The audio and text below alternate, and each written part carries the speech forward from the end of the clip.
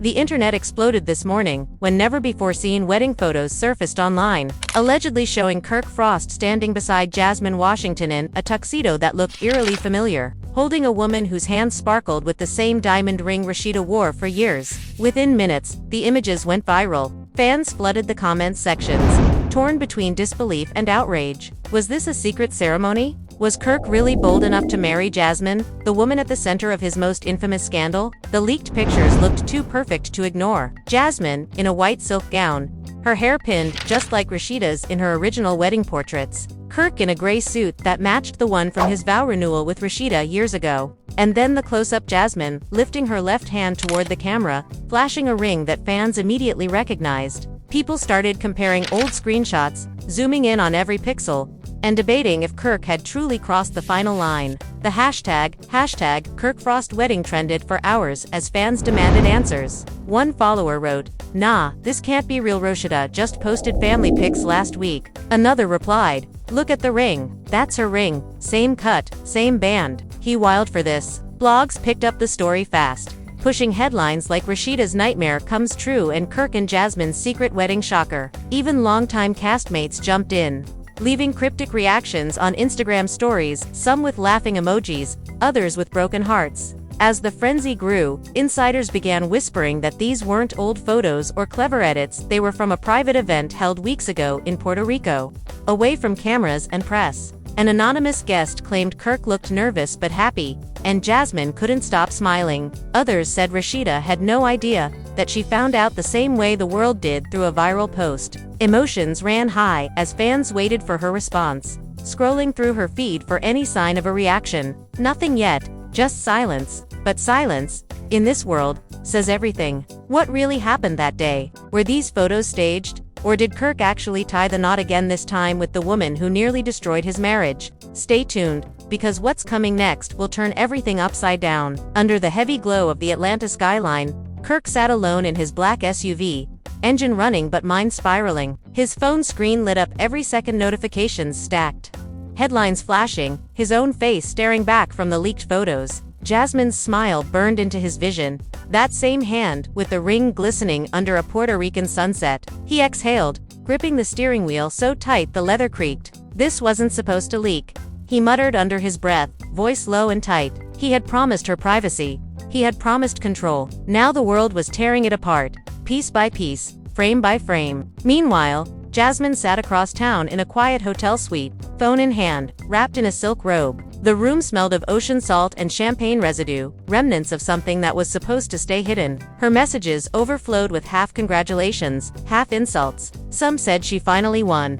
Others called her everything but her name. Jasmine stared at her reflection in the mirror, touching the ring that caused the chaos. "Let them talk," she whispered. "I'm finally free." But freedom came at a cost. Down in Midtown, Rasheeda Frost had just walked out of Frost Bistro when she saw the photos. One glance and her breath hitched. Her phone slipped from her hand, clattering against the pavement. For a moment, she stood frozen, the noise of Atlanta fading behind her. Her manager called her name, but she couldn't move. The world she built, the brand she protected, the marriage she defended on television, it all shattered in one viral post. "No," she said softly, voice trembling. "No, he wouldn't do this." Inside the car, Kirk's phone buzzed again. This time it was Benzino calling. "Bro, what the hell is this I'm seeing?" Kirk didn't answer. The second call came from Stevie J, then Scrappy, then an unknown number flashing from TMZ.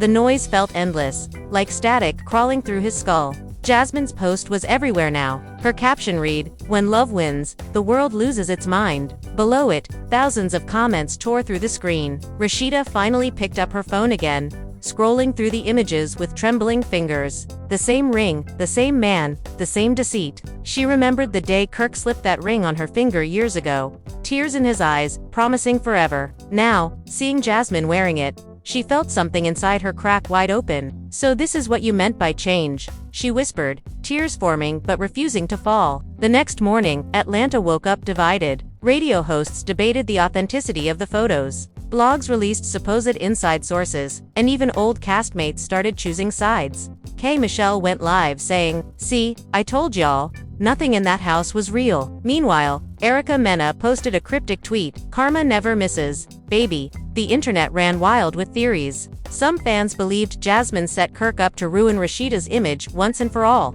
Others thought Kirk himself leaked the photos to boost his relevance for a new season. Whatever the truth, one thing was certain: the Frost Empire was burning. Later that afternoon, Kirk showed up unannounced at Rasheeda's boutique. Cameras caught him pacing outside before walking in. The store went silent. Employees exchanged glances as the tension thickened. Rasheeda stood behind the counter, arms crossed, eyes cold. "What do you want, Kirk?"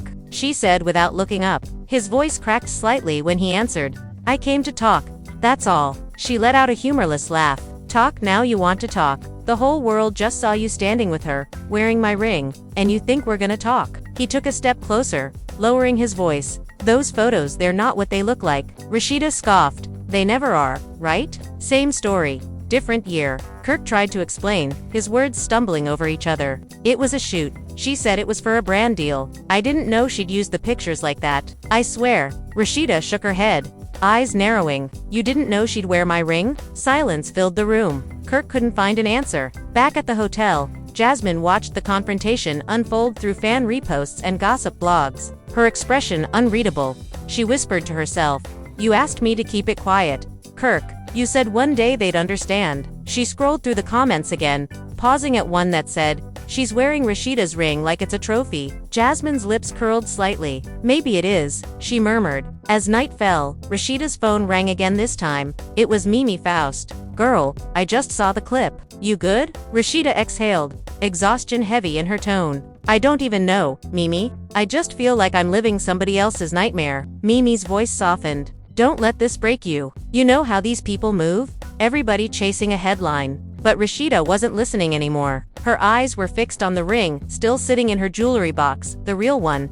The one Kirk gave her. She pulled it out, comparing it to the viral image on her phone. It was identical. Across town, Kirk sat in his office, staring at his reflection. His mind raced back to Puerto Rico, the private trip, the small dinner, the camera flashes he thought were for promotional photos. Jasmine had been glowing that night, soft music in the background, laughter filling the air. It wasn't supposed to look like a wedding, but when she reached for his hand and someone yelled, "Say cheese," it felt too natural. Maybe he had crossed a line without realizing it. Maybe he wanted to. The next day, rumors spread faster. Insiders claimed Jasmine had a video from the same night footage that showed Kirk toasting with champagne, saying, "Two new beginnings." The internet erupted again. Fans called it proof.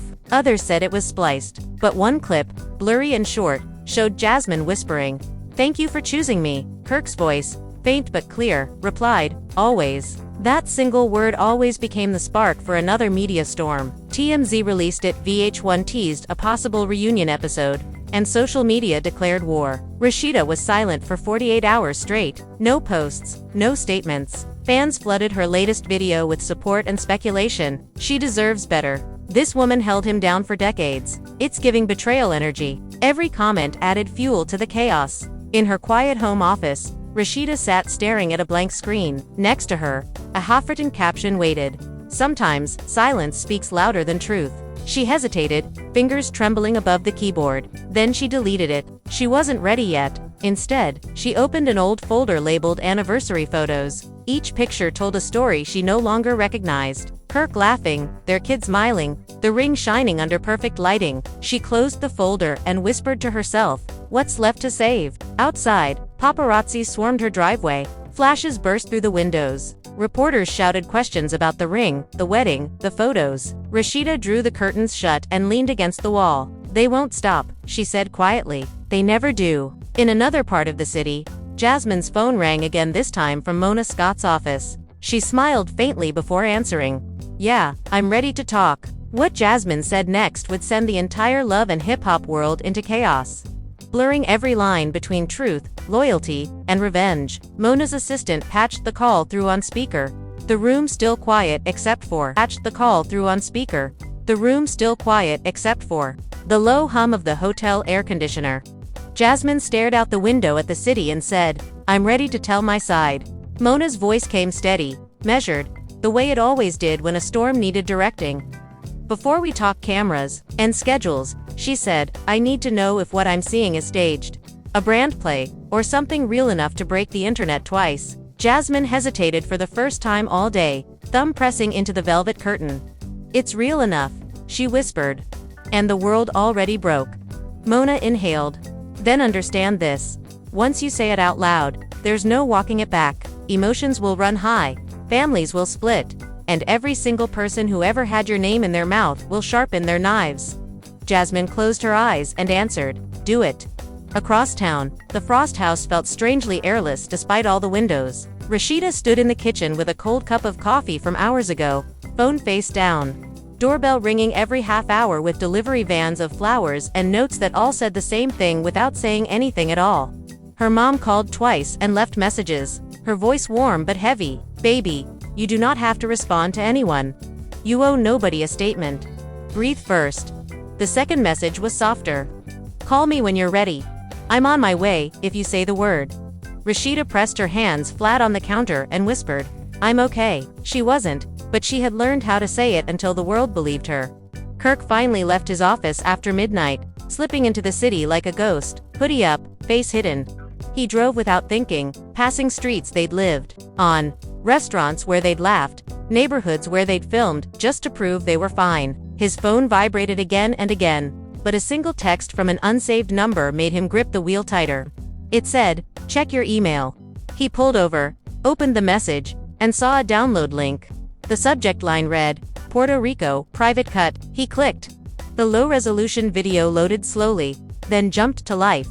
Jasmine, in that same white silk. A small balcony glowing with string lights, waves crashing in the distance. Someone off camera counted down, 3, 2, 1, and then Jasmine turned toward him with a smile that looked like victory, a quick toast, a shared look, the blurry shape of a ring. He heard his own voice, softened by champagne, say, to new beginnings. Then Jasmine's whisper, thank you for choosing me. Then his answer, quiet but clear. Always. He threw the phone onto the passenger seat like it burned him and pressed his hands over his face. His reflection in the rear view looked like a man being haunted by himself. What did I do? He said, not expecting an answer. The city kept moving around him, indifferent. By morning, Jasmine's exclusive sit-down was set. The production team locked a neutral studio with cool gray walls and a single velvet chair. They planned the lighting to catch every micro-expression, to let the silence do as much damage as the words. While stylists fussed, Jasmine scrolled through her messages and paused on a single voice note from a friend who'd known her before any of this. Sis, the voice said, I love you. But you need to know the difference between being loved and being chosen when a camera is rolling. One lasts. The other trends. Jasmine didn't reply. She put the phone down and let the makeup artist dab powder under her eyes. And in Atlanta, fans lined up outside Frost Bistro before the doors even opened. Some out of support, some out of messy curiosity, phones lifted like a field of tiny satellites, ready to beam any scrap to the world. Employees whispered, is she coming today? Does she look okay? Did she say anything to you? When Rasheeda finally arrived from the back entrance, she wore no jewelry and a plain black sweatshirt. The room went quiet, then burst with applause, then crumbled into an uneasy hush. She nodded once, chin high, and moved toward the counter. Someone reached out a hand as if to steady her. She didn't need it, but the gesture made her eyes soften for a second. K. Michelle posted again, this time a long caption that read like a prayer disguised as a warning. Women forget their power until a man tries to write their ending. Write your own, sis. Erica Mena went live in a tiny square at the top of everyone's screen, talking about patterns and pain, and when receipts become rings. The comments streamed so fast the words couldn't hold meaning. Fans are shocked, one blog declared. The family was left divided. Another wrote, pairing the line with a cropped shot of Kirk's son looking away from a camera months ago, as if he had predicted it. Gossip didn't just fill the gaps. It built new walls. Mona arrived at the studio 15 minutes early, headset on, walkie clipped to her blazer, energy focused. She checked the shot list, marked a question with a star, then walked to Jasmine's chair. Truth is a fire, she said quietly. Stand too close, and you blister. Stand too far, and you look cold. Say your piece, and don't look back. Jasmine nodded, pressing her lips together so they would not tremble. The red light blinked on. The room exhaled. Did you and Kirk get married? Mona asked, not smiling, not softening it with a euphemism. Jasmine looked into the camera like she imagined thousands of faces inside the lens. "We made a promise," she said, voice even. "No papers, no pastor, but a promise." Mona held the silence between them until it shimmered. "And the ring." Jasmine lifted her hand to the light, letting the diamond catch. "What I wear is mine," she said. "What he gave me is a piece of his word." The comments exploded across live blog feeds. 1,000 variations of the same gasp. The internet didn't have patience for nuance. It wanted a villain and a victim, and then a twist that made both switch sides. The clip blasted across social platforms in minutes, spliced into montages with heartbeat sound effects and captions in white impact font. "She said what she said," fans wrote. "I knew it," others added. But the most repeated line said, "Emotions ran high." The phrase sat under every repost like a drumbeat. Meanwhile, Rasheeda's best friend walked into the bistro through the side door and hugged her long, hard, like a shield. "You do not have to be strong in front of me," she said. Rasheeda nodded, but the nod looked like a flinch. "It's not even about the ring," she whispered. "It's the audacity." A server brought water, then backed away, aware that this was not the moment to speak. "I keep thinking about the night we filmed the vow renewal," Rasheeda continued. "I told myself I was choosing forgiveness. Now I look back and wonder if I just chose good TV." By evening, Kirk texted a single line. "Please see me." No punctuation, no explanation. She stared at it and didn't type a thing. He sent another. "For the kids." That got to her. Even anger finds a wall when children are on the other side. She replied, "Tomorrow morning. Studio, the cameras will be there." He knew what that meant. Their lives had been stitched to cameras for years. In public, that meant accountability. In private, that meant cover. Sometimes it felt like both. The next day arrived like a dare. Producers built a neutral space, with 2 chairs facing each other, a low table in the middle, like a line neither of them should cross. The crew whispered while testing mics. "This is the one. If she walks out, we cut. If he cries, push in tighter." The director lifted a hand, and the room clicked into silence. Rasheeda walked in wearing white, no jewelry, face set. Kirk followed in a navy jacket that made him look both smaller and somehow older. They sat. The air changed. "Do you love her?" Rasheeda asked, voice even, eyes steady. She didn't look at the camera. She looked at him. For a second, he forgot the crew existed. "I love my family," he said carefully. She didn't blink. That wasn't the question. He swallowed. "I care about her." The table between them felt like an ocean. "Did you give her my ring?" she asked next, each word a step further into the fire. Kirk opened his mouth, then closed it. The director's hands tightened around the monitor. "The ring," Rasheeda repeated, softer. "Did you hand it to her?" Kirk's voice came out low. "I didn't think it would be this." She leaned forward. "You never do." From a monitor room, Jasmine watched the exchange with a face that revealed nothing. The editor stood behind her, arms folded, eyes flicking between live angles. "They're gonna cut it like a confession," he murmured. Jasmine kept her gaze on the screen. "It is one," she said. Outside, the fan lines grew again, a living river of speculation. People argued in real time. "He's toxic. She's a homewrecker. Rasheeda deserves peace. Jasmine deserves to be seen as more than an obstacle." 2 women nearly came to blows until a third slid between them and said, "We do not fight over strangers." Still, the energy crackled. A local DJ shouted into his phone for a live hit. "Atlanta, we're here." Emotions are running high. The city is split, and the Frost saga just turned another corner. His comments section filled faster than his voice could keep up. The sit-down dragged into an hour that felt like 10. Every answer stirred a new rumor. Every silence birthed a new theory. Then, halfway through, Rasheeda surprised everyone. She turned to the producer off camera and said, "Give me 5 minutes with him alone." The crew hesitated. The director got the nod from upstairs. Cameras stayed rolling but the room emptied. The door closed. 2 chairs, 2 people. The low table between them like a confession booth. "Look at me," she said. He did. "Tell me why." He rubbed his hands together. It was tension at first. Then it was habit. Then, I told myself it was a storyline we could control. Her laugh came out like breaking glass. "Control." He nodded helplessly. "We live in a world that eats us unless we feed it. I thought if I chose the menu, at least I could keep us safe." She leaned back, eyes wet but unwavering. "We weren't safe.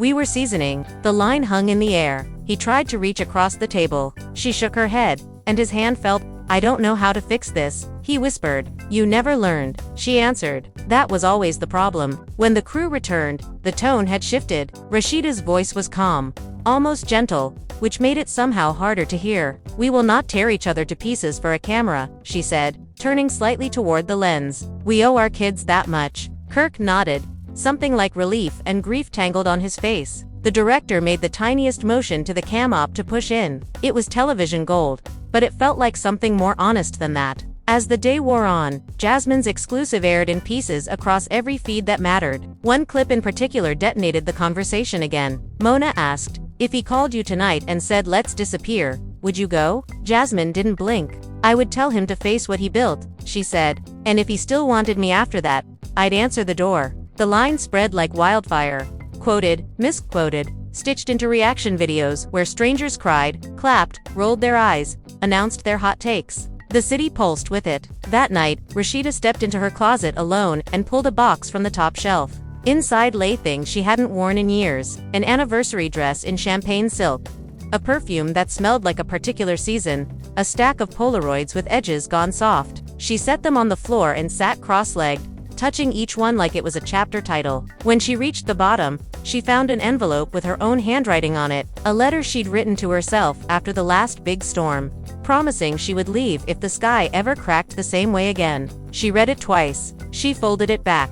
She didn't cry. She simply breathed in and out until her heart slowed from thunder to rain. Kirk drove to the empty parking lot near the pier where he used to go when the noise got too loud. He sat with his phone dark, then finally turned it on and recorded a voice memo. For the kids, he said softly, I'm sorry I made the house feel like a set. I'm sorry I kept writing new scenes when the old ones needed healing. I love you. Your mother is the bravest person I know. He stopped the recording and sent it to a private family thread where no one replied. Not yet. By sunrise, the internet's first shock had cooled into something sharper. Judgment with footnotes. Fans brought receipts, timelines, side-by-side photos with arrows pointing to diamonds that matched, and smiles that didn't. A post from a stylist surfaced claiming she had sourced the white silk gown for a branding ceremony, not a wedding. And that nuance made no difference once the images met the algorithm. Intent doesn't beat impact. A popular culture page wrote under a collage, we only remember the image. And then, because every story sprouts a new head when cut, a smaller account posted a new detail, a screenshot of a calendar invite, titled Soft Vows with a sunset emoji. Time.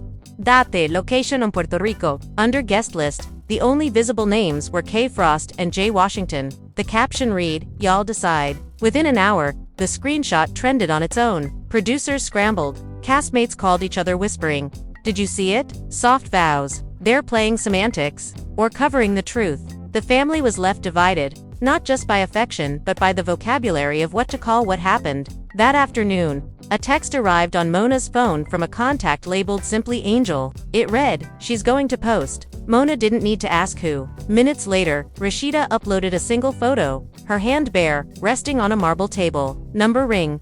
No caption. The image said everything. The comments came in waves that looked like a tide chart. Stand up. We love you. Take your power back. A few begged, try again. For the kids. Others barked, leave. The platform felt like a courtroom without a judge, every voice a gavel. In the quiet after she hit post, Rasheeda felt a strange stillness. Not peace exactly, but a space where her own voice could fit. She turned off her phone, walked to the kitchen, and made tea. Simple motions, ordinary, anchoring. When the kettle whistled, she smiled despite herself. I am more than a storyline, she said into the empty room. The empty room agreed. As evening again wrapped the city, a car pulled to the curb outside the studio where they'd filmed the sit-down. Jasmine stepped out with a small bag and no entourage. A security guard held the door, and she nodded her thanks. Inside, the hallway was dim and quiet. A door stood ajar at the end, warm light spilling onto the floor. She paused, listening. A soft voice drifted through, the sound of someone praying or rehearsing or both. Jasmine took a breath and walked forward, not yet knowing that what waited inside would twist the night into a shape none of them had prepared for. A shape that would force everyone to say out loud what they had only been implying. A shape that would make the city hold its breath again and say, here we go, as if the ground itself had decided to tilt. Inside the dim studio, Jasmine stopped in the doorway, her pulse steady but her hands trembling slightly. Kirk stood alone under a halo of warm light, facing the same chair he'd sat in during the earlier interview. As if rehearsing an apology that had already been rehearsed too many times. He turned when he heard her step, eyes dark and unreadable. "You shouldn't be here," he said softly. Jasmine's voice came low but clear. "You texted." He hesitated. "I didn't think you'd come." She walked closer, the air thick with the quiet hum of cameras, still powered but not recording. "You wanted the truth," she said.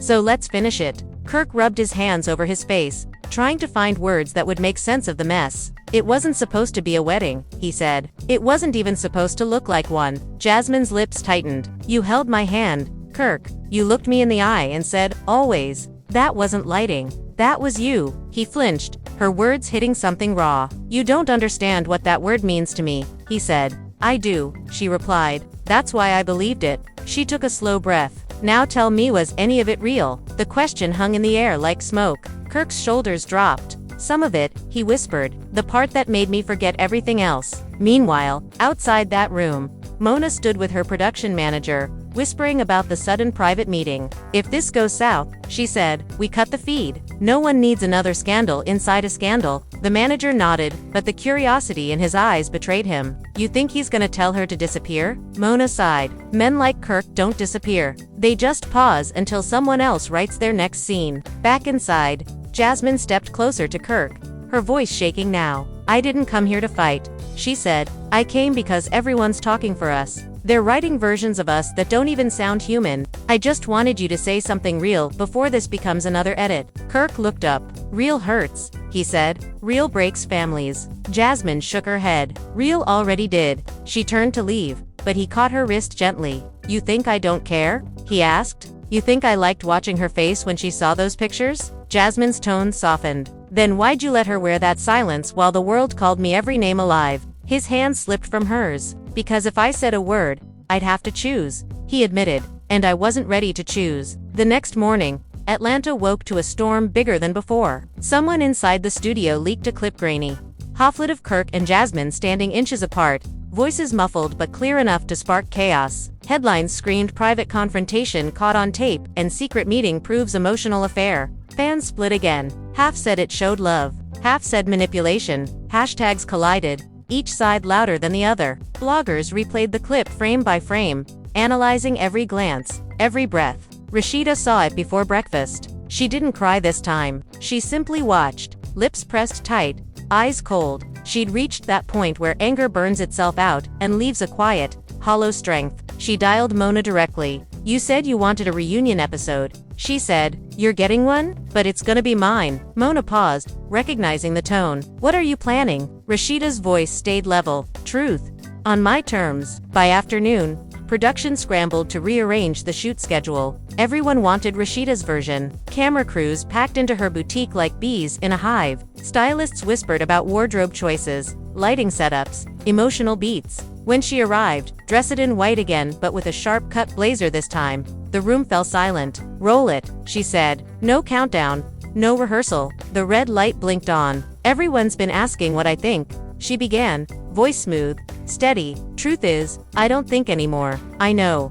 She looked directly into the camera. Those photos were real. That moment was real. But what y'all don't know is what came before it. She leaned forward slightly, tone turning personal. "You want to talk about rings? Let's talk about the night he gave it to me." He said, "This ring means we start over." I believed. Means we start over. I believed him.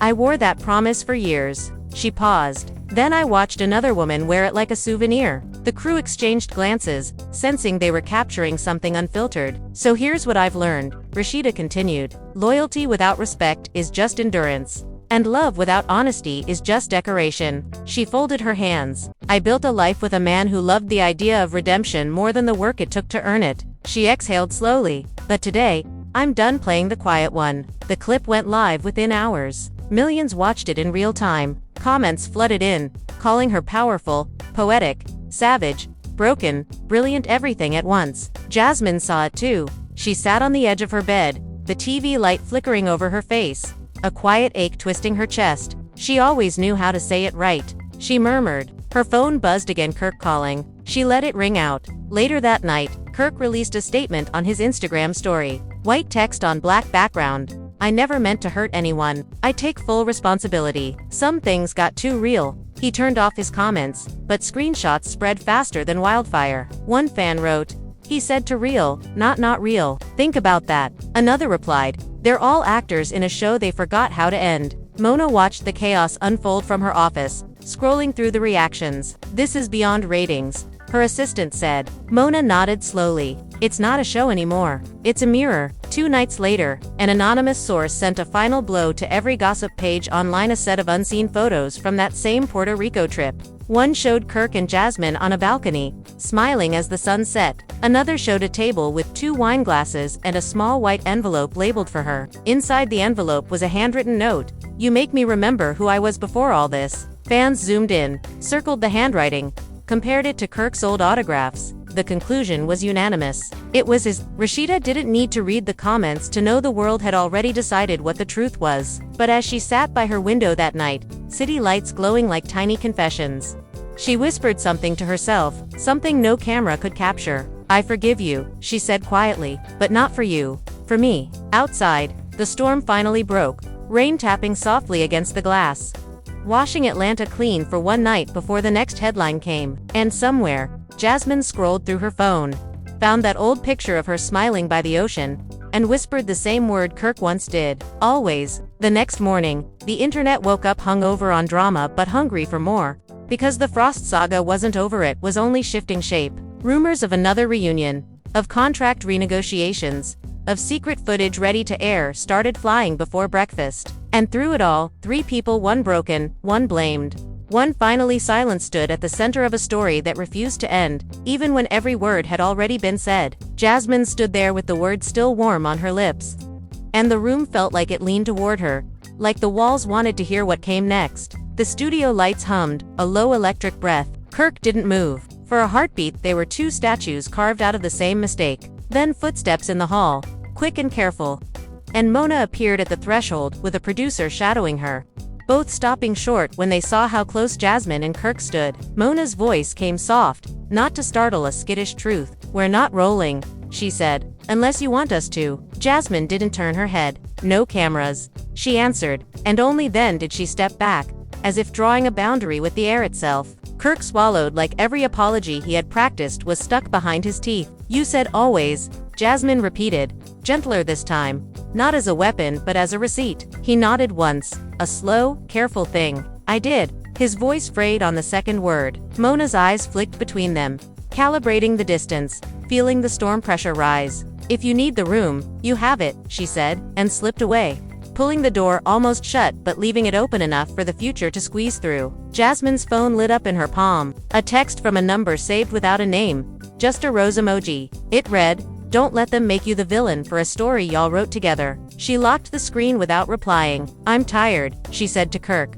not meaning sleep. "I know," he said, not meaning understanding. "Then say it," she told him. "Say the thing you keep walking around like furniture." He looked at the chair, the floor, anywhere but her. "If I say it," he whispered, "the world changes shape." She stepped closer until he had to look at her. The world already did. A door clicked somewhere down the hall. Voices rose, then hushed. Like the building itself, remembered it was a witness. Kirk rubbed his thumb along his palm, a nervous loop. "Rasheeda's post," he said, the words heavy. "I saw." Jasmine nodded once. "I saw too." Neither of them said what the bare hand meant. Neither of them said what it cost to show it to the world. The silence carried all of that for them. Then the interruption nobody asked for. A muffled chime from the ceiling.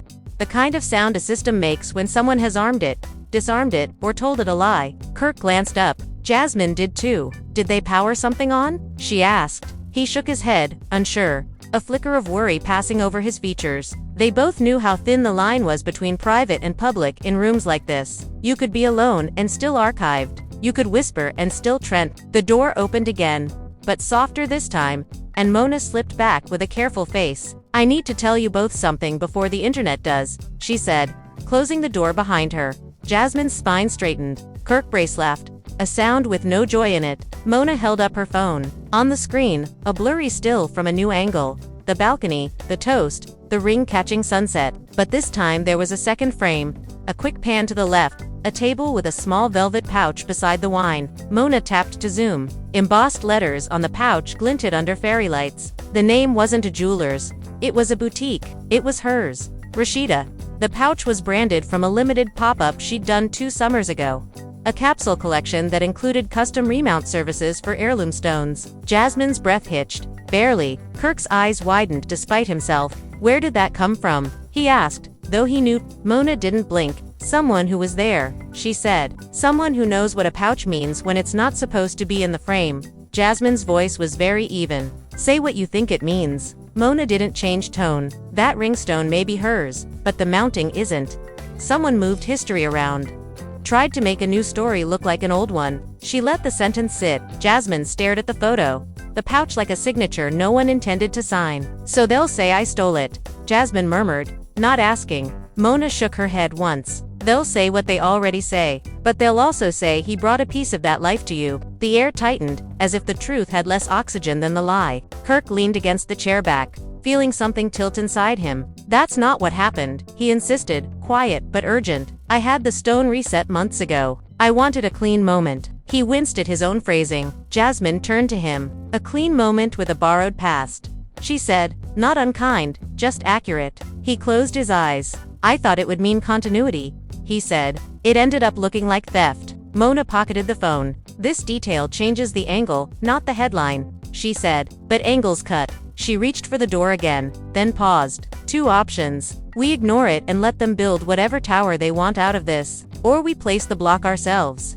Jasmine lifted her chin. Place it. Kirk nodded. A small surrender. Mona slipped out to start orchestrating the narrative triage only she seemed able to do. The phones outside the building sang like a choir. Fans were shocked by the latest stills, shocked by the pouch, shocked by how the story refused to stay still. Emotions ran high in the comments and in the sidewalk debates where strangers felt familiar. Because they had been looking at the same faces for years, the family was left divided. Not just the Frost family, but the makeshift families that form in fanbases teams built around interpretations. On one corner, a woman shouted into her live. He carried that ring from one love to another and wanted us to clap for poetry.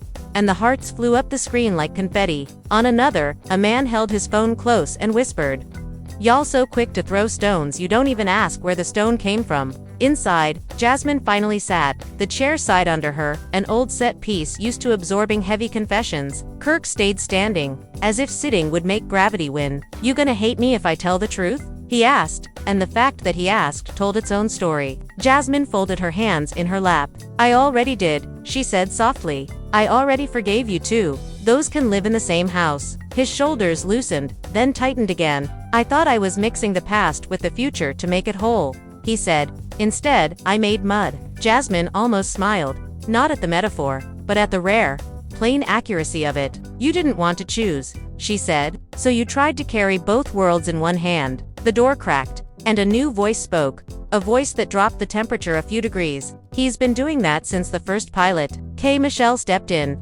He's been doing that since the first pilot. K. Michelle stepped in, like a lyric, eyes sharp, mouth already half smiling at the chaos because chaos was a register she could sing in. Don't mind me, she added, closing the door behind her gently as if to prove this wasn't an ambush. Jasmine sat straighter. Kirk's jaw tensed, then unclenched. Kay leaned on the door like it owed her rest. Mona told me not to stir, she said. I told Mona I came as a friend, not a match. She locked eyes with Jasmine. You okay? Jasmine didn't lie. Not yet. Kay nodded. That's the right answer. Kay crossed to the monitor at the side and tapped it awake. A paused frame Rasheeda's bare hand over marble.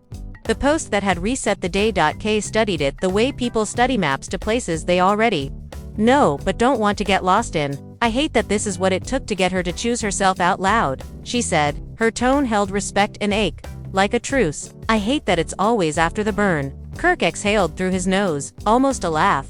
Because what else was left? Do you want me to leave? He asked neither of them specifically.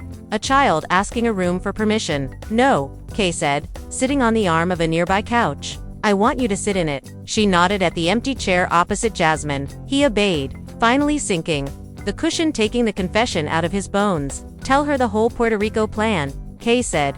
and it sounded like she was prompting a song she wanted to hear from the beginning, not the chorus. He rubbed his face. It wasn't a plan. He started, then stopped. It became one. Jasmine watched him closely, eyes steady. We flew down because I needed quiet, he said. And I told myself we could make something beautiful without making it official. Number pastor. No papers. Just a promise. I thought that would be kinder. Jasmine tilted her head. To who? Kirk had no answer. Ready? I didn't think that far, he admitted. I thought about the moment. I didn't think about the morning. Kay clicked her tongue. Not scolding. More like punctuation. Men worship moments, she said. Women survive mornings. The line hung between them like a bridge they could cross if they wanted to. Jasmine looked down at her hands, at the plain light of the room touching skin that had been lit for spectacle all week. I wore the promise like it would turn into protection, she said. Instead, it turned into a target. The door opened again, and this time it was quiet feet, careful breath. Rasheeda stepped in without the room having time to prepare. No entourage, no warning, just presence. Jasmine stood so fast the chair groaned. Kirk rose after, late to his feet, like a man woken from a dream he didn't want to admit he was having. Kay stood too, an instinct as old as respect. Rasheeda closed the door behind her and the soft click sliced the scene into before and after. No one spoke for a count that felt like a nerve being held. Then Rasheeda, voice calm, face composed, said, I'll talk, you'll listen. She didn't look at Kirk first. She looked at Jasmine. People want us to tear each other apart, she said. They want that because it's easier to eat than accountability. Jasmine nodded once. Small, grateful, and guarded at the same time. I wore that ring because I thought it was a promise, Jasmine said. Rasheeda's eyes didn't blink. It was, she answered. To me. The room pulled in around that single exchange, its own gravity. Kay shifted her weight, but stayed a step back, letting the two women find an angle that didn't require a referee. Kirk opened his mouth and Rasheeda lifted a palm without looking. No. He closed it. The denial swallowed before it was born. Rasheeda walked to the monitor and tapped it awake again, but this time she didn't pull up a post. She pulled up a photograph no one else in the room had seen. A box on a kitchen counter. The velvet pouch, a note in her own handwriting, addressed to a jeweler from that summer capsule. She enlarged the note. Jasmine leaned in, reading, reset for a new season. It said, keep the stone, change the setting. Rasheeda zoomed back out and then tapped to the balcony still. The pouch and frame. I thought I was saving a history by changing its shape, she said. I learned that history doesn't need saving. People do. She turned to Jasmine fully. I'm not going to perform anger for a camera, she said. I did that already, in a younger life. I'm going to ask you one thing. Jasmine held her gaze. Ask. Rasheeda's voice didn't break. When you tell your story, don't erase mine to make yours fit the frame. Jasmine nodded, and the nod meant many hours of reckoning no one would ever watch. I won't, she said, and I'm sorry for thinking the ring could carry what the promise couldn't. Rasheeda accepted the apology with a quiet that felt like a door unlocked but not opened. Kay stepped forward, a small smile at the edges of her mouth, relief in her shoulders. I know this ain't church, she said, but I feel a hymn. They almost laughed, not because anything was funny, but because sometimes the body needs that release to keep from locking up. Outside, the first leaks of this meeting began to drip into timelines because secrets in this universe have the half-life of a sparkler. Fans were shocked to see the three of them in the same room, shocked to hear that the ringstone had its own journey, shocked to see the word soft vows become something less soft in real mouths. Emotions ran high all over again. The family was left divided across comments and couches. Mothers texting daughters, friends pausing playlists to call each other and say, "Girl, turn on the live. You gotta see this." In some houses, the argument got loud. In others, it turned into long, thoughtful, quiet. Mona watched from the hallway, one hand over her chest like she was steadying a heartbeat that didn't belong to her. Her assistant whispered, "Do we push this in promos?" Mona shook her head slowly. "We let this breathe," she said. "Too much cutting and it'll bleed out." Back in the room, Kirk finally found his use. He didn't speak to own the moment or bend it. He spoke to make a point simple enough not to crack. "I hurt you," he said to Rasheeda. "I complicated you," he said to Jasmine. "I kept my kids in a storyline when they needed a sanctuary." He swallowed. "I'm sorry. It wasn't eloquent. It didn't trend. It landed." Sometimes a plain sentence is a miracle. Rasheeda nodded once. "Next," she said. Not as a dismissal but as a path. What do we do next? Jasmine answered first. We stop feeding the beast our bones. Kay smiled like a chorus. We feed it boundaries. Mona finally stepped inside. We feed it truth that's boring to monetize, she added, half joking, fully serious. They all almost smiled again. A phone buzzed, and for once it wasn't a blog, a leak, or a blow. It was a text from their oldest, in the Frost family thread. A single line that cut through the noise like a bell. We love both of you. Act like we're watching. Kirk bowed his head. Rasheeda's chin tilted up, eyes shining. They are, she said. They always are. Kay moved toward the door, sensing the scene had found its cadence. I'll be outside, she said, starting fights with anybody who thinks this is theirs to decide. Jasmine reached for her arm and squeezed, gratitude in the pressure. Kay squeezed back and slipped out, the hall swallowing her steps. Mona slid into producer mode with a softness that didn't disturb the peace they had built. We can tape a statement together, she said. Not to explain, to set terms. Rasheeda nodded. We'll say, there are children, and there is history, and there is a future that won't be televised past what we allow. Jasmine added, and we'll say we are human before we are headlines. Kirk finally lifted his eyes. And I'll say I'm going to therapy, he offered, and the unexpectedness of it didn't feel like a punchline. It felt like the sound of something small but right falling into place. They arranged chairs shoulder-width apart.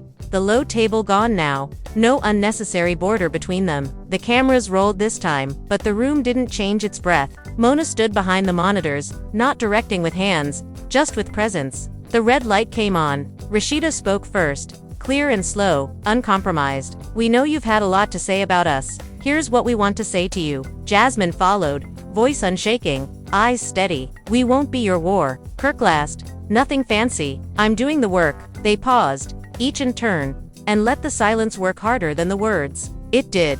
The moment they cut, phones buzzed.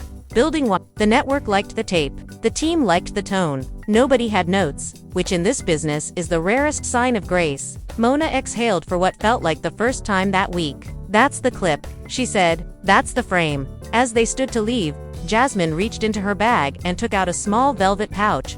Not the branded one from the balcony but a plain, unmarked twin. She opened it and set the ring inside, stone bright even under the tired lights. She slid the pouch across the chair to Rasheeda without flourish, without speech. Rasheeda stared at it, then at Jasmine, then covered the pouch with her hand. I don't know where this goes yet, she said, but I know where it doesn't belong right now. Jasmine nodded. That's enough. Kirk watched with wet eyes he didn't wipe. They filed out in a line that didn't have a leader because the point wasn't to be first, just to move. In the hall, Kay waited and joined them, making a small joke that cracked the heavy air. Security held the doors. The outside sound rushed in, 1,000 opinions ready to meet them. For the first time in days, it didn't feel like a wave that would drown them. It felt like weather. You plan around weather, you carry umbrellas. You go home. The city kept talking because that is what cities do. Umbrellas. You go home. The city kept talking because that is what cities do. And fans were shocked again. And emotions ran high again. And the family was left divided in different ways than the morning. But inside the cars that carried them away, there was a thread across 3 phones that read simply,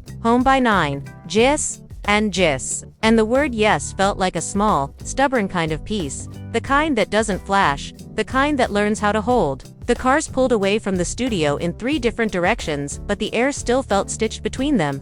The same heavy quiet sitting in every back seat. Kirk leaned his head against the window, watching Atlanta lights smear into lines of gold. His reflection split between what he said and what he meant. Jasmine's phone buzzed nonstop beside her in the other car. Messages piling up from people who wanted statements, exclusives, apologies. She turned it face down and closed her eyes. Rasheeda rode in silence too, hands folded in her lap.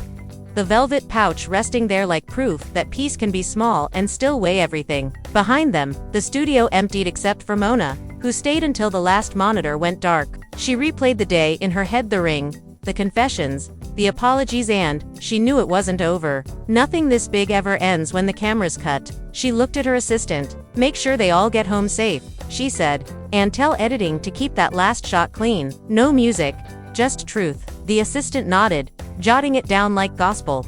Outside, the night thickened with whispers. Fans crowded comment sections, convinced the ending wasn't an ending at all. Watch, next week there's gonna be another leak. Someone wrote. They too quiet. Another replied, silence is how season finales breathe. Nobody knew how close that guess was. Jasmine reached her apartment, climbed the stairs barefoot, and set her phone on the counter. The city noise rose faintly through the open window. She poured a glass of water, stared at her reflection in the glass. For a moment, she almost called Kirk, then didn't. Instead, she walked to her bedroom, opened the drawer where she kept old notes and pictures, and pulled out a photo from the Puerto Rico trip. She looked at it long enough for her heartbeat to slow, then tore it neatly in half. She kept the half with the ocean, threw the rest away. No more ghosts, she said quietly. At the same hour, Kirk sat in his car outside the Frost house, headlights off, engine idling. The windows of the home were dark, except for the faint glow of a kitchen light. He stared at the front door for a full minute before stepping out. Each step up the walkway felt like walking through a memory he didn't own anymore. He raised his hand to knock, then dropped it. He took out his phone instead, and typed, "I'm outside." Not to talk, just to say goodnight. The message showed delivered. He waited for read. It never came. He smiled a small, tired smile, then turned and left. Inside, Rasheeda's phone buzzed on the counter. She saw his name flash, read the message, and let it sit there without reply. Instead, she walked to her son's rooms, checked on them,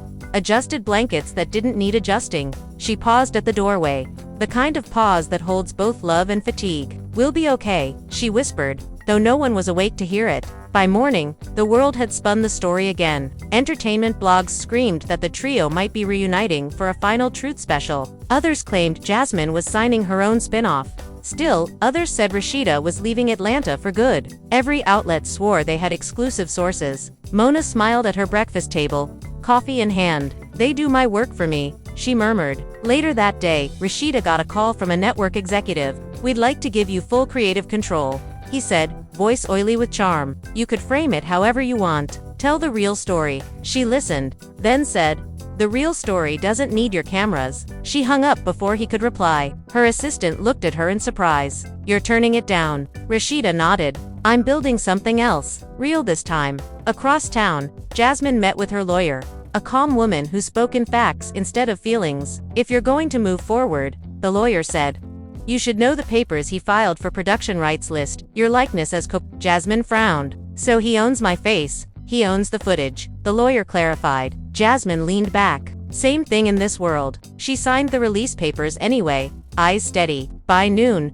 Kirk was in a meeting with a pastor he hadn't seen since before the fame. The man listened quietly as Kirk poured out every version of guilt he'd been carrying. "I thought I could fix things with moments," Kirk said, "but moments don't stack right. They fall." The pastor nodded. "Maybe you stop stacking and start sweeping." Kirk smiled faintly. "Maybe." Meanwhile, social media dissected every second of the reunion footage. One fan slowed the video to prove Jasmine and Rasheeda's hands brushed when they passed each other the pouch. Another swore they heard Kirk whisper something under his breath before the cameras cut. Whole threads formed over that rumor alone. Mona's office buzzed with messages from the network, sponsors, and press. She finally turned her phone face down and told her assistant, "Let the storm pass. We don't chase it this time." Her assistant hesitated. "You sure? This could double ratings." Mona shook her head. "I want longevity, not loops." That evening, Rasheeda posted again, a photo of her boutique lights glowing against the twilight. The caption read, "Rebuilding isn't revenge, it's recovery." The comments filled instantly. "Queen energy. Closure looks good on you. Say it louder." She didn't respond to any. She just locked the shop door behind her and drove home. The radio low, the city soft. At the same moment, Jasmine stood on her balcony with a small box in her hand. Inside was a new ring, plain gold, no diamond. She slid it onto her finger and whispered, "Mine." It wasn't for Kirk. It wasn't for anyone. Just a quiet promise to herself. Kirk, back in his office, opened his laptop and began typing a long message he never meant to post. It started, "To the woman I built and the woman I broke." He stopped, deleted, then wrote instead, "To my sons, I'm learning how to listen." He saved it as a draft, closed the computer, and exhaled. Midnight came like a slow mercy. No leaks, no lives, no drama, just quiet. For once, the internet slept. And in that fragile silence, the Frost story didn't end. It just settled, waiting for morning, for another headline, another choice. Another chance to be more than a headline if they let it. Midnight settled like a blanket laid too carefully, the kind that keeps the body still but leaves the mind awake. Rasheeda stood at her kitchen sink with the lights low, steam lifting from a mug that went cold before she remembered to sip. The velvet pouch sat on the counter to her right, quiet as a kept secret. She reached out, touched it once, then pulled her hand back like the fabric might memorize her fingerprint. "You don't own me," she said to no one and to everything at once. She turned off her phone and placed it face down. A small act of defiance against a world that thought her screen was a doorway. Across the city, Jasmine lay on her back staring at the ceiling fan, counting spins like rosary beads. The new ring plain, gold, unbothered, rested on her finger, warm from her skin. She lifted her hand into the moonlight and watched it catch nothing. And that nothing felt like oxygen. "Mine," she whispered again, because claiming something twice makes it steadier. Her phone blinked with a dozen new messages she refused to read. She had learned today how to let a buzz pass through the room without inviting it to sit. Kirk sat at his desk, lamp tilted low, face a map of old decisions. The voice memo he sent the family thread earlier sat there with a single heart from his youngest. He replayed it once, listened to his own voice apologize, then deleted it from his phone so he wouldn't start parsing the tremble in the word sorry, like a conspiracy board. He opened a fresh note and typed, "I am learning the difference between a scene and a life."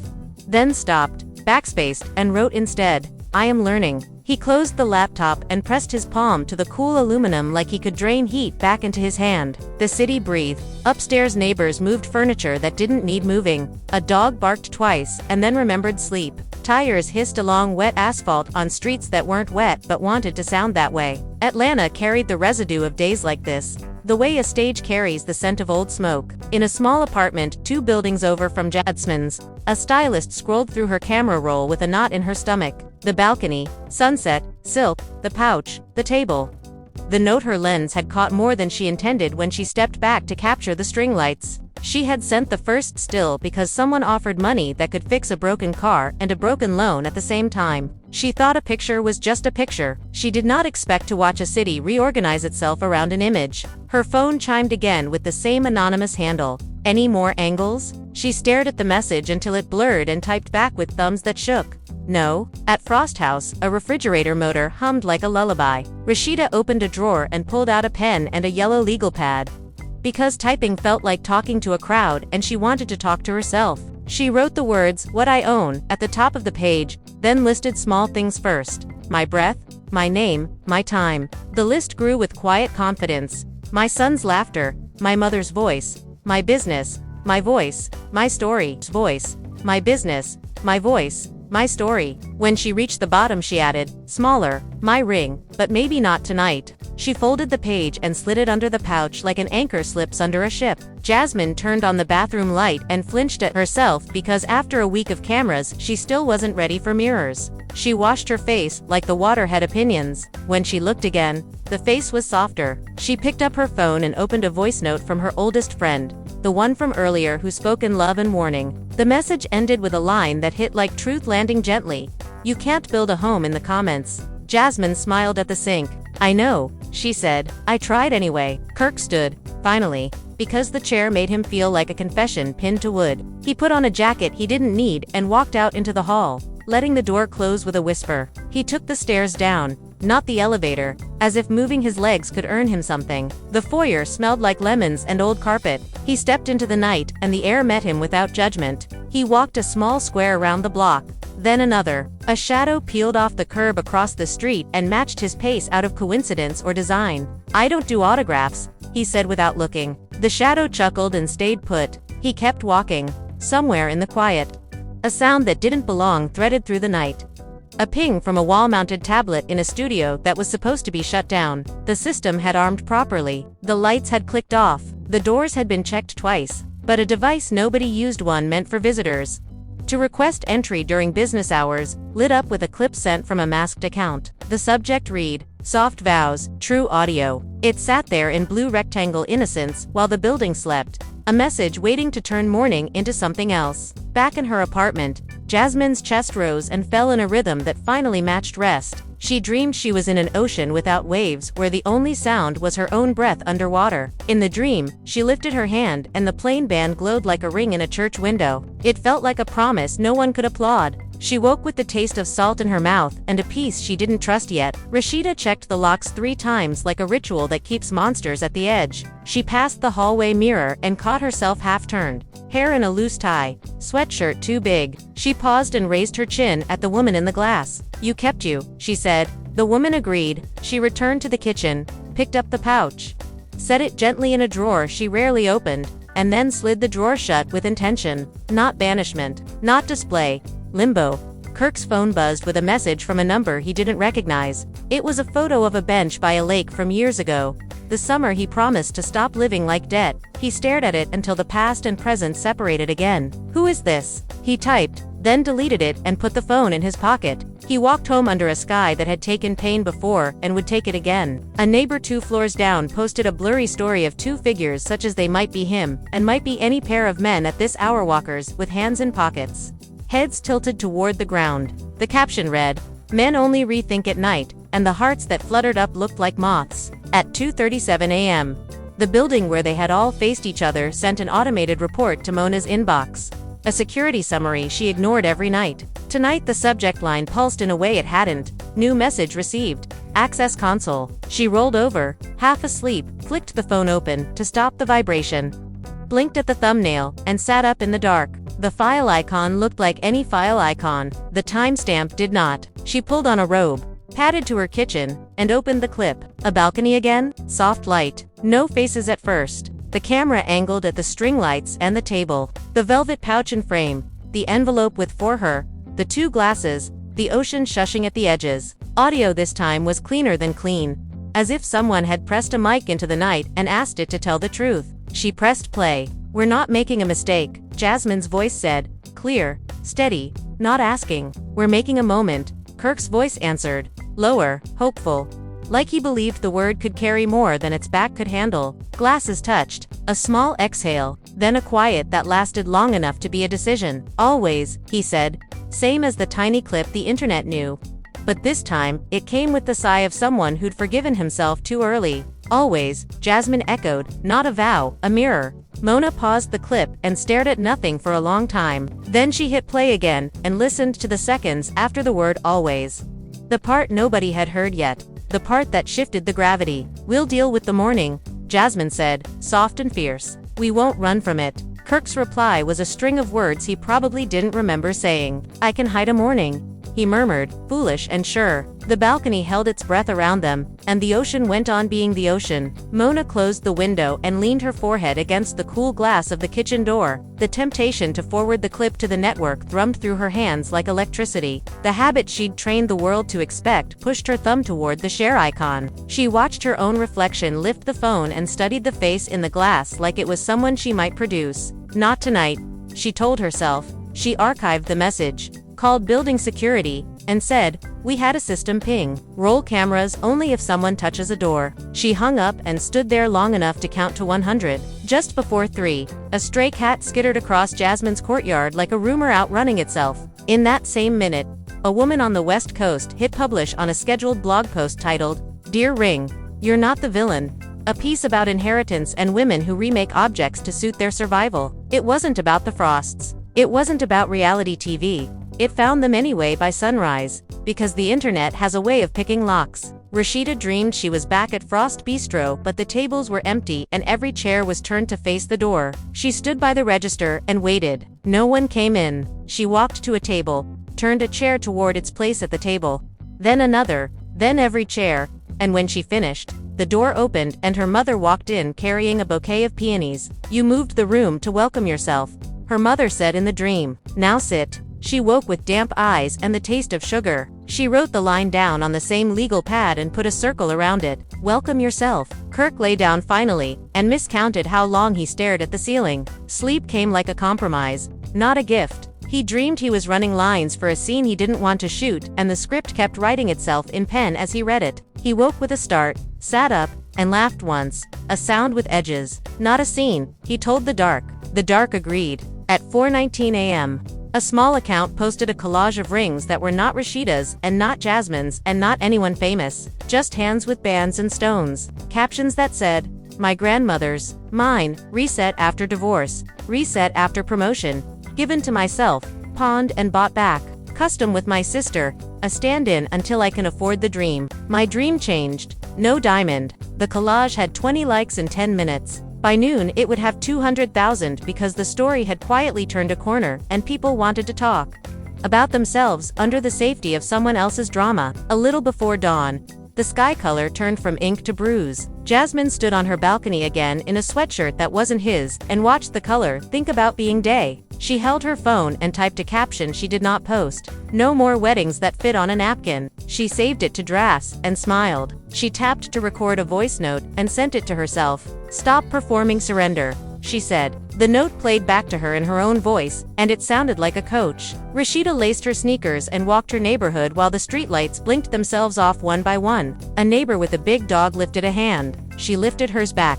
A jogger passed and said, "We love you," like a prayer tossed over a fence. "Love yourselves," she answered, meaning it. Her phone buzzed in her pocket and she let it, because discipline is a kind of grace. Mona showered for the first time in 24 hours and decided to send exactly one text to exactly one person. The editor who knew how to cut silence into shape. The text said, "We keep the morning out of it." He replied with a single thumbs up and then, "Proud of you." She rolled her eyes and smiled despite herself. "Don't get corny," she typed. He sent a heart anyway. Kirk sat at his kitchen table and opened his calendar app to book therapy the way he'd said he would say it. The search results gave him names that looked like jars on a shelf. Grief, men, infidelity, family systems. He picked a name without overthinking for once, and typed an email that did not perform. "I need help," it said. "I can come tomorrow." He hit send and did not read it back for tone. Sunrise finally stepped into the room. The system at the studio sent a second ping to Mona's inbox. File archived. She breathed easier and poured coffee she would drink this time. She made a note to ask security who had access to that old console, then crossed the note out. Not today. Today was for keeping what had been mended from being ripped again by the tug of spectacle. When the city fully woke, ripped again by the tug of spectacle. When the city fully woke. The cycle tried to restart because cycles are machines, not feelings. Fans are shocked. The captions tried to declare. Emotions ran high. The blogs wrote out of muscle memory. The family was left divided. The panels practiced into microphones as if the line were a lyric. But something had shifted just enough that the noise didn't land where it used to. People argued. Yes, because people loved the sport of certainty. But underneath the argument, a different current ran. One that sounded like, "I'm tired of watching women bleed for plot. I'm tired of pretending men don't know better. I'm tired of forgetting that children watch us." The current hummed in comment sections like a bass line you only hear if you are still. Jasmine opened her boutique app and scheduled a post that showed nothing of her face, just a table with a notebook, a pair of scissors, and fabric draped like a promise. The caption read, "Work." It went up at 8:03 a.m., and by 8:07 a.m., someone had already stitched it into a montage with a voiceover calling it "Subtle Shade." She laughed and let them. The app pinged with orders 2 minutes later. Rasheeda unlocked the doors at Frost Bistro herself and flipped the sign to open. The first customer was an older couple who'd been coming on Saturdays since the pre-trouble seasons. The woman hugged her without asking permission, and the hug was church. "We're here for waffles and for you," the woman said. "In that order," the man added, grinning. Rasheeda laughed. The sound new and old at once. "Let me feed you," she said, and in saying it, she fed herself a little too. Kirk drove to a park he used to take the boys to when they were small enough to think he could lift anything. He sat on a bench and didn't look at his phone and didn't think about lines and didn't rehearse. A kid he didn't know kicked a soccer ball in an arc that made a coach somewhere proud. Kirk watched the ball sail and land and roll and stop. He nodded at the physics like a teaching. "You go where you're kicked until friction tells you to rest," he said, smiling at his own corny. The ball rolled toward his foot and he kicked it back with a soft tap that kept the game going without breaking the kid's moment. In a group chat that wasn't the family thread, Mona K. and 2 other women with producer bones traded 3 messages. "Today we protect her." Which her? All of them. They set their phones down and went to work. By mid-morning, the clip no one should have had was still nowhere. Not because it didn't want to be seen, but because for once, a circle chose to be a circle and not a leak. The stylist who'd sold the first still stared at her rent ledger and didn't reply to the masked account. She texted her sister instead and said, "I messed up." Her sister replied with a grocery list and a heart. Because sometimes repair looks like errands first and feelings later. And in that steadier light, the Frost story did not end. It learned a new tempo. The headlines still tried to bite, but the teeth didn't reach as deep. People still chose teams, but some chose themselves instead. In 3 rooms across a city that had loved and loathed them, 3 people took turns doing small unphotogenic work, folding laundry, answering emails, calling a therapist back, counting the cash drawer, watering a plant whose leaves were browning, deleting drafts that tasted like performance, writing new ones that tasted like truth. A knock came at Jasmine's door and she startled, then exhaled when she saw the peonies. No note, just petals fat with pink, the stems wrapped in twine that frayed at the ends. She put them in a glass and set them on the table next to the scissors and the fabric. "Welcome yourself," she said, smiling at a line she hadn't read, only lived. A ping came to Rasheeda's phone, an email with no subject from an address she recognized. The therapist Kirk had written. She read the first line, "Happy to schedule you," and closed it. She didn't forward it. She didn't reply. She wiped a table and refilled a coffee. A cat crossed Kirk's path again in daylight and he crouched, held out a hand, let it sniff, didn't insist. "Your pace," he said to the animal and to the air. His phone buzzed with a calendar invite. He accepted it. Therapy, Tuesday, 2 p.m. He put the phone back in his pocket and watched the soccer game again, this time paying attention to how the kids apologized when they bumped and how quickly they moved on when the apology landed. And the city carried them, as cities do, through a morning that could have been an explosion but instead was a weather shift. There would be more storms. Everyone knew that someone would post, someone would leak, someone would choose the mess because mess is addictive. But for now, for a few hours stitched together by small decisions, the noise kept its distance, and the story tried on a different ending just to see if it fit. Not a period, not a question mark, but a comma that said, "Keep going," but gentler. Morning eased into the city like a held breath finally let go. And the first thing that changed wasn't the headlines or the hashtags, but the way the air felt in every room that had been holding its shoulders up for days. Rasheeda unlocked the boutique herself and stood in the doorway for a second longer than necessary, letting the scent of new fabric and clean wood remind her that not everything in her life came with a plot.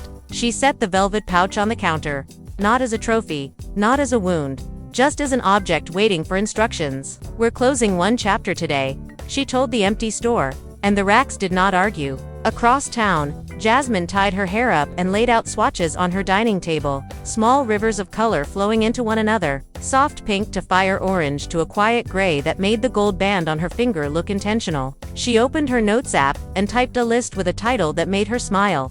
"Things I can build without permission." The first item was a capsule line. The second was a panel talk about women and ownership she would host even if only 20 people came. The third was peace, underlined twice. She closed the notes and breathed like prayer without a name. Kirk waited on a bench outside a small counseling center with a paper cup of coffee that had cooled into truth. A mother walked her toddler past him, the little boy's hand wrapped around a toy truck, and Kirk felt a tug that had nothing to do with fame. "Good morning," he said to the mother, and she nodded without recognition, a gift he hadn't known he needed. When his therapist opened the door and said his name, it sounded like an invitation, not a verdict. He stood, stepped inside, and left his reflex to perform in the lobby. Mona sat in her office very still, hands around a mug like she could warm herself on restraint. The clip in her archive stayed there, quiet and unshared, and the network's last message, "Final chance for exclusive," glowed unanswered. She typed a single sentence and sent it to the top floor.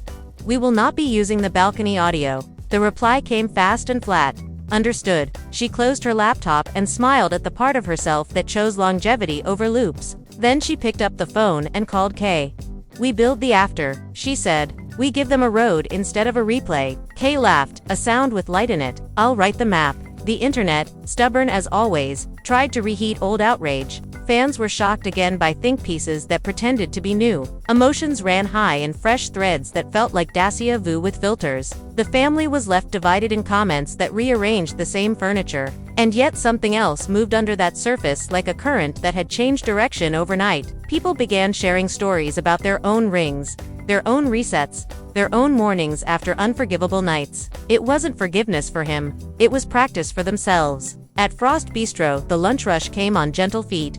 Not a stampede but a steady line of humans who wanted blueberry waffles and something like hope. A woman in a denim jacket slid her check across the counter with a folded note tucked under the tip. "You fed us when we didn't have much. We're feeding you back." Rasheeda read it, smiled small, placed it inside the till, like a charm. and went to check on a table where a teenager sat with her grandmother. "Y'all good?" she asked. The grandmother grinned. "Better than cable," she said. The teenager rolled her eyes and then said softly, "You're doing amazing." The words landed like a hand on a back. In a quiet therapy room, Kirk sat on a couch that had known worse stories than his, and tried honesty without adornment. "I liked being needed more than being known," he said. "I liked redemption arcs because they let me skip the chapter where I change." The therapist nodded in that way. "That isn't approval, isn't judgment, just presence. What do you need to hold that you've been handing to other people?" she asked. He looked at the carpet until the pattern steadied. "Consequences," he said. It sounded clumsy and correct. "And consistency," he exhaled. "And I need to let my kids see me do the work instead of the interview about the work." The therapist wrote 2 words on a small card and slid it across to him. The card said, "Boring bravery." He laughed once, surprised by the relief in the phrase. "Okay," he said, "I can try that." Jasmine filmed a short video on her phone in natural light. No filters, no music, just her hands folding fabric and pinning edges. She never showed her face. She said, "Starting something new," and posted it to her brand page, with comments turned off. Orders ticked in anyway. Not because of drama but because the work looked like work. She texted Kay a screenshot of the first 10 confirmations. Kay replied with a string of stars, and then, "You're writing your own lower thirds now." And, "You're writing your own lower thirds now."